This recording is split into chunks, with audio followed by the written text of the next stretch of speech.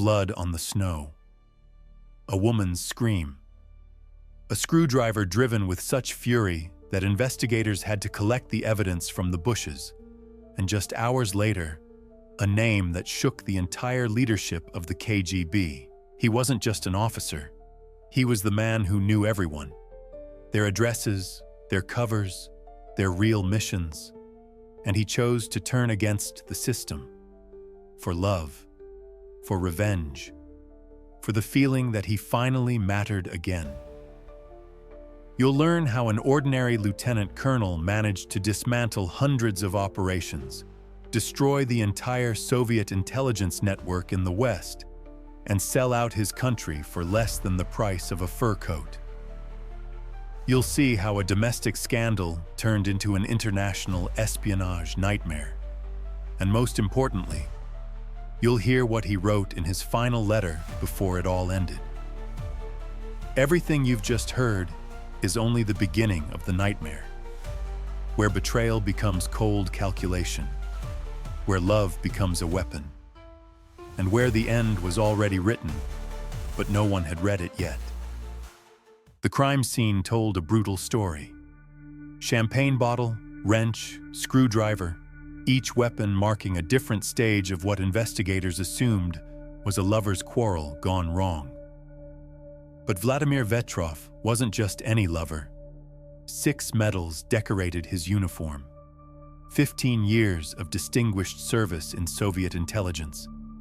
A man who had sworn to protect state secrets with his life. Now he sat in custody, charged with attempted elimination and the demise of an innocent bystander who tried to help. The KGB leadership was stunned. How could one of their own fall so far? Yet this was merely the beginning. Within months, that same crime would unlock a mystery that reached into the highest echelons of power in both Moscow and Paris. The first clue came from an unexpected source. In March 1983, French Foreign Minister François Chéré opened a classified folder during a heated diplomatic meeting. Inside lay a document that would change everything. A top-secret Soviet intelligence report, written in Russian, detailing KGB operations across Europe. The document had somehow found its way from the most secure vaults in Moscow to the desk of French intelligence. Someone with unprecedented access was feeding secrets to the West. But who? And how had they remained undetected for so long? Paris, March 28, 1983. The Soviet embassy receives an urgent summons. 47 Soviet citizens are being expelled from France immediately. The charge: espionage. The scale was breathtaking. Entire families, diplomats, trade representatives, cultural attachés, all given days to leave the country. Among them, according to French intelligence, were at least 27 KGB operatives and 5 military intelligence officers. Moscow's response was swift and furious. Official protests, accusations of betrayal, claims that France had shattered decades of friendship between the two nations. But behind the diplomatic fury, a more urgent investigation was beginning. That leaked document, the one that had triggered the mass expulsion, bore telltale signs. A specific classification number, a limited distribution list. Someone with access to the most sensitive intelligence reports was working for the French.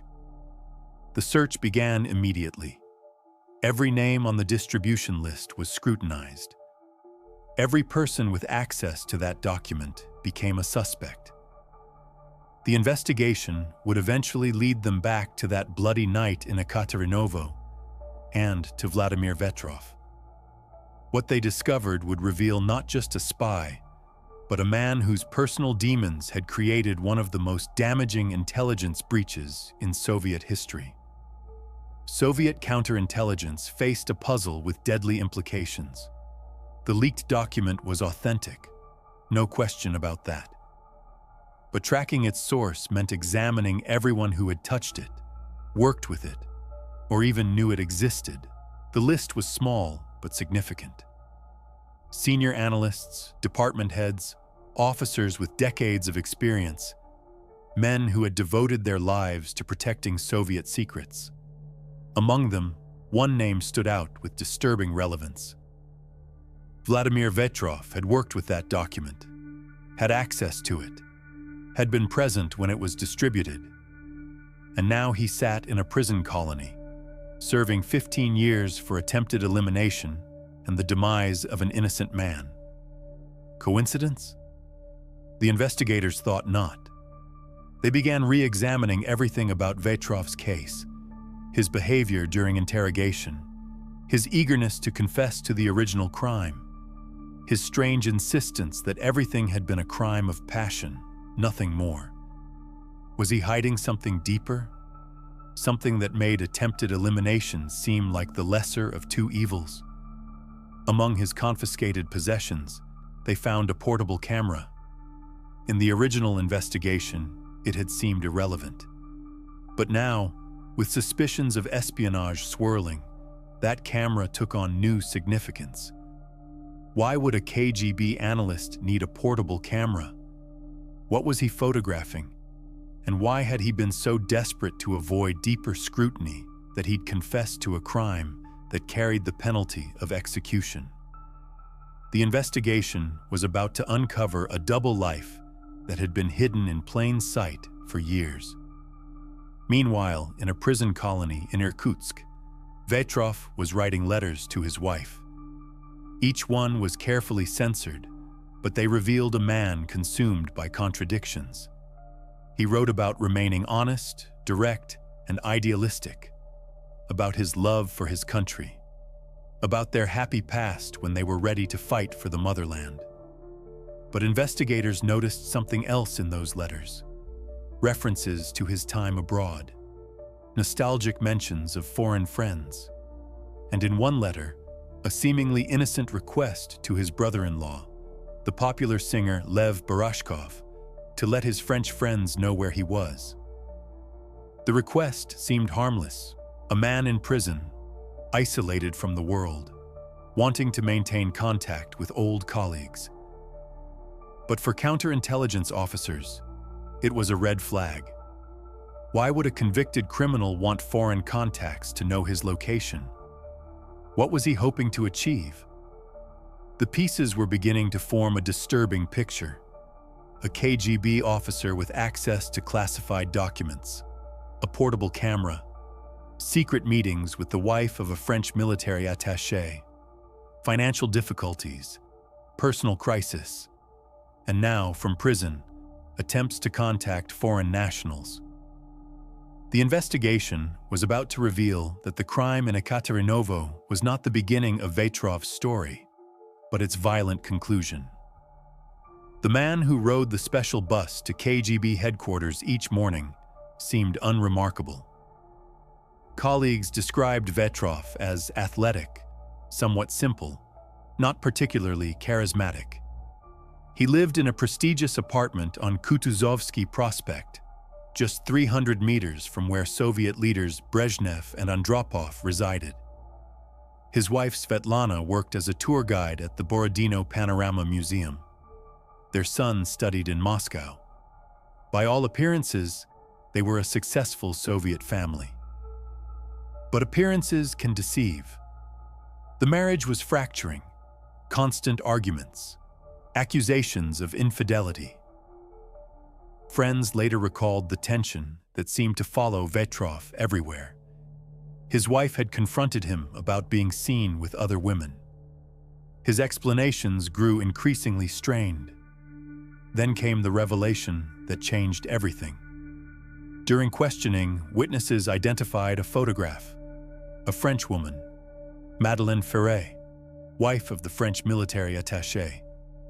The same woman Svetlana had seen with her husband on the streets of Moscow. Vetrov's story was that these meetings were professional, part of his intelligence work. But investigators were beginning to suspect something far more sinister. In his prison letters, Vetrov wrote about his glory days abroad, 5 years in France and Canada, working under commercial cover while conducting scientific technical intelligence. He described those years as the happiest of his life. The excitement of foreign assignments, the prestige of overseas postings. But something had gone wrong. By 1975, he was recalled from Canada under suspicious circumstances, reduced to analytical work, stripped of operational duties, consigned to what KGB officers called the elephant graveyard, a dead-end posting for burned-out spies. Was this when the betrayal began? When disappointment turned to resentment, and resentment to treason? To understand how deep the deception ran, investigators had to trace Vetrov's path from promising young officer to convicted traitor. The journey began in 1967, when he first arrived in Paris as a cover officer for Mash Pribor Import, a Soviet trade organization. His real mission was scientific technical intelligence. France was the world's fifth largest economy, conducting cutting-edge research in aerospace, nuclear technology, and military applications. The Soviets were desperate for Western innovations to maintain military parity with NATO. Vetrov proved exceptionally skilled at this work. He cultivated relationships with French engineers, attended technical conferences, and reportedly recruited at least one valuable source, Pierre Bourdieu, an engineer at Thomson CSF who worked on France's Ariane space program. But the French weren't naive. Their counterintelligence service, the DST, was watching Soviet operatives closely. They identified Vetrov as a KGB officer and began developing plans to recruit him.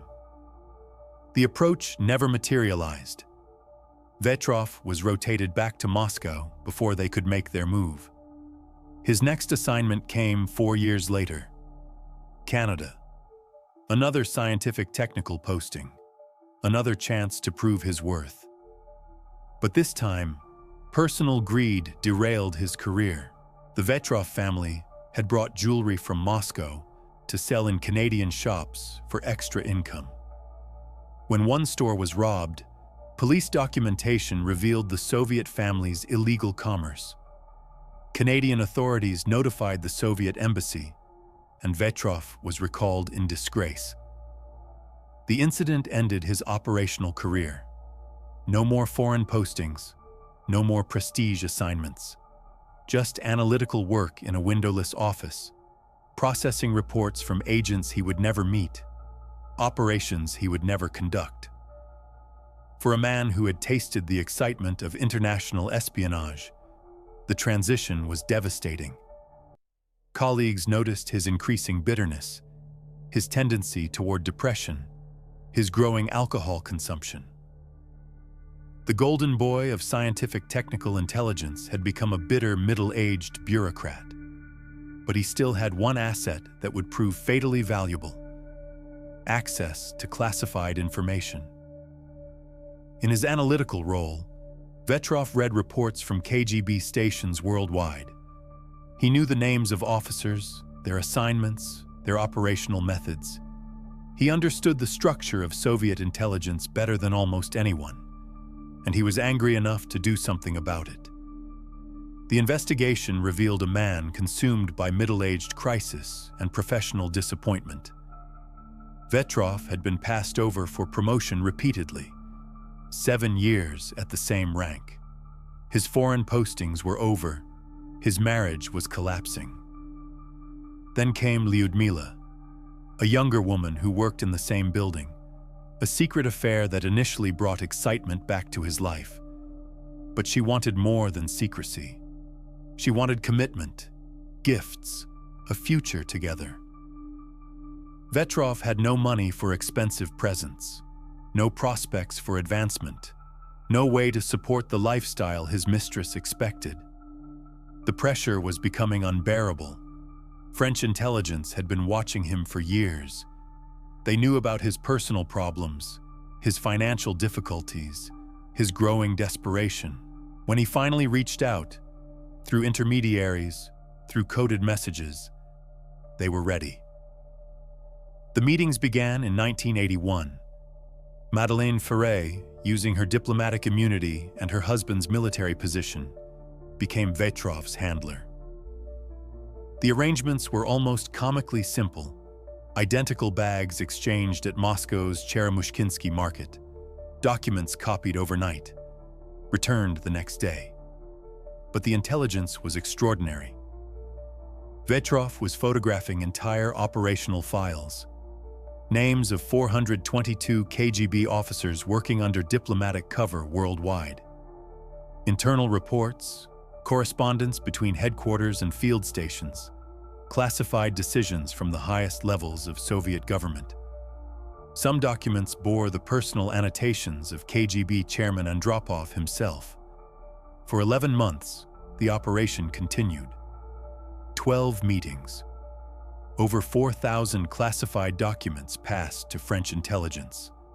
The damage was catastrophic, but the payments were modest. A fur coat, gold earrings, 8,000 rubles in total. Then came February 1982. Lyudmila issued an ultimatum: marriage or exposure. She gave him 1 month to leave his wife, or she would report their affair to his superiors.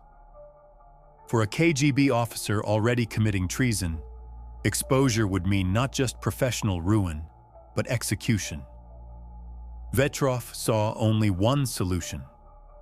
The first contact came through desperation disguised as business. Vetrov approached a French businessman visiting Moscow, asking him to deliver a letter to Jacques Prévost, his old contact at Thompson CSF. The businessman, suspecting provocation, refused and destroyed the letter unread. But Vetrov was determined. He turned to his brother-in-law, Lev Barashkov, the popular singer who was traveling to Hungary for a concert tour. From Budapest, a letter could reach Paris quickly through regular mail channels. The message was simple but loaded with subtext. "Please call us. We would always be happy to see you.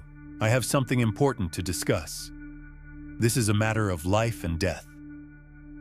Jacques Prévost, who had once worked closely with Vetrov on legitimate business deals, understood the implication. Through Thompson CSF's Moscow representative, he arranged a meeting. March 6, 1981. Vetrov arrived carrying a thick folder of classified documents. It was the beginning of the most damaging intelligence operation in Soviet history. The French intelligence service, led by Marcel Chalet, immediately recognized the extraordinary value of their new source. They gave him the code name Farewell, a name chosen with deliberate irony. If the operation were discovered, it would indeed be farewell for their agent. But the French were taking no chances. They transferred Vetrov's case to military intelligence, specifically to Major Patrick Ferré, the military attaché whose wife would serve as the primary handler. The logic was simple. If Soviet counterintelligence discovered the leak, they would look for CIA or MI6 operatives, not French military intelligence. Major Ferré was an unusual choice for such a sensitive operation. At 6 feet 6 inches tall, he was impossible to miss in Moscow's crowded streets. But perhaps that was the point. Sometimes the most obvious choice is the least suspicious. The operation's security procedures were elementary but effective. Vetrov worked night shifts at KGB headquarters, using his duty officer access to photograph documents throughout the building. The compact camera provided by the French was small enough to conceal easily, sophisticated enough to capture clear images of classified materials. During these nighttime sessions, Vetrov had keys to most offices in his department. He could access files, operational reports, personnel records, the complete architecture of Soviet intelligence operations. He photographed organizational charts, budget allocations, strategic planning documents, and most damaging of all, the personal files of KGB officers serving under diplomatic cover worldwide. The psychological pressure was enormous. Every night shift was a risk. Every photograph could be his last. Vetrov was literally walking on a razor's edge, knowing that discovery meant certain execution. But the adrenaline was intoxicating. After years of bureaucratic tedium, he was back in the operational game. The secret meetings, the clandestine photography, the knowledge that he was single-handedly undermining the Soviet intelligence apparatus. It fed some deep psychological need for significance. Meanwhile, his relationship with Lyudmila was deteriorating. She demanded more attention, more gifts, more commitment. She spoke openly about their future together, about him leaving his wife, about the life they would build. Each demand increased his desperation. The money from the French helped temporarily. 8,000 rubles was substantial by Soviet standards, enough for the fur coat and jewelry that kept Lyudmila satisfied. But it was never enough. She wanted marriage, respectability, a public acknowledgement of their relationship. For a KGB officer already committing the ultimate betrayal, exposure of his affair would be the final catastrophe. His colleagues would investigate. His activities would be scrutinized. His treason would be discovered. As winter turned to spring in 1982, Vetrov faced an impossible choice: continue the affair and risk exposure, or end it and face Lyudmila's threatened revenge. Neither option offered safety. The decision he made would transform a sophisticated intelligence operation into a crude crime of passion, exposing not just his own betrayal, but the entire network of Soviet agents he had compromised. That February night, Vetrov told Lyudmila he had finally decided to leave his wife. They drove to a secluded area to celebrate. Champagne was opened. Toasts were made to their future together. Then he struck. The attack was brutal, methodical. When Lyudmila managed to escape the car, bleeding and crying for help, Vetrov pursued her with a screwdriver. When a former policeman named Yuri Krivich tried to intervene, Vetrov eliminated him without hesitation. He drove home, believing both victims were gone. But Lyudmila survived. Her testimony led police directly to him. The irony was devastating. In trying to cover up his espionage, Vetrov had committed the very crime that would expose it. His attempt to silence his mistress had instead created the investigation that would uncover his treason. By spring 1983, the full scope of his betrayal was clear. The damage assessment was staggering. Hundreds of agents compromised, operations blown, networks destroyed. The financial cost alone exceeded hundreds of millions of rubles. French intelligence had given him the code name Farewell, a mockery disguised as sentiment. They knew that once his espionage was discovered, his fate was sealed. The trial was swift, the verdict inevitable. On January 23, 1985, Vladimir Vetrov was executed for treason. His wife Svetlana, who had known nothing of his double life, received notification of his demise from a government office directly across from their old apartment. The same building where the French agent codenamed Farewell had once lived his carefully constructed lie. But questions remain. What drives a decorated officer to betray everything he once protected? How does personal crisis transform into national catastrophe? And in the shadow world of espionage, where loyalties shift like smoke, who can ever really be trusted? The case of Vladimir Vetrov serves as a reminder that behind every intelligence disaster lies a human story. A story of choices made in desperation, of trust betrayed, and of the devastating consequences when personal demons collide with state secrets. Some betrayals echo through history. Others vanish into classified files. But the damage they cause, to nations, to families, to the very concept of loyalty itself, that endures long after the traitors themselves are gone. The aftermath of the farewell operation extended far beyond Vetrov's execution. In Washington, President Reagan had been briefed on the intelligence windfall from the French source. The information helped reshape American understanding of Soviet capabilities and intentions during the final decade of the Cold War. But perhaps the most chilling aspect of the Vetrov case was how easily it could have been prevented. Multiple warning signs were ignored. His financial difficulties were known. His access to classified materials was excessive. His psychological deterioration was visible to colleagues. The same institutional failures that allowed Vetrov to betray his country also enabled his personal crimes.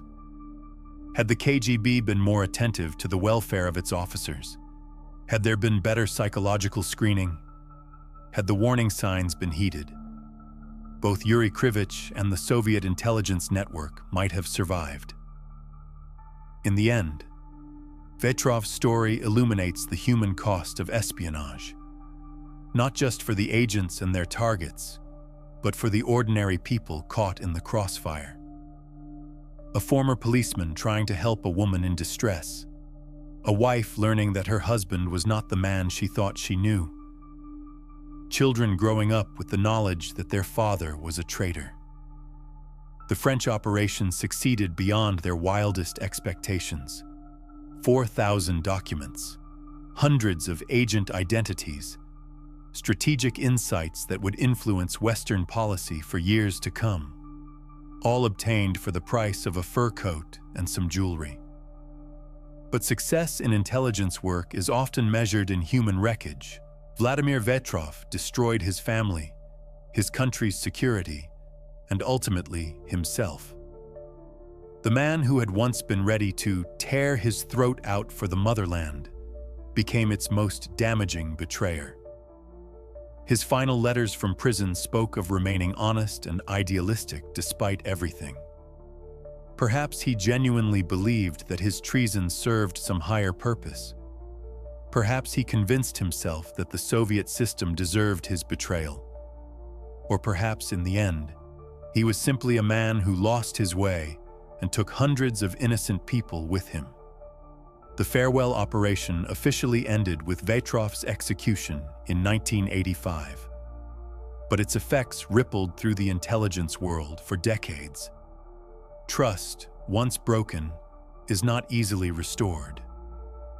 The paranoia that followed crippled Soviet intelligence operations worldwide. Today, the case is studied in intelligence academies as a textbook example of how personal vulnerabilities can create national security disasters. It serves as a warning about the psychological pressures faced by intelligence officers, the importance of proper vetting and support systems, and the devastating consequences when institutional safeguards fail. But perhaps most importantly, it reminds us that behind every spy scandal lies a human story. A story of choices made in desperation, of lives destroyed by betrayal, and of the thin line between patriotism and treason. In the shadows of the Cold War, Vladimir Vetrov made his choice. History will judge whether it was worth the price he paid, and the price paid by all those whose lives he destroyed in the process.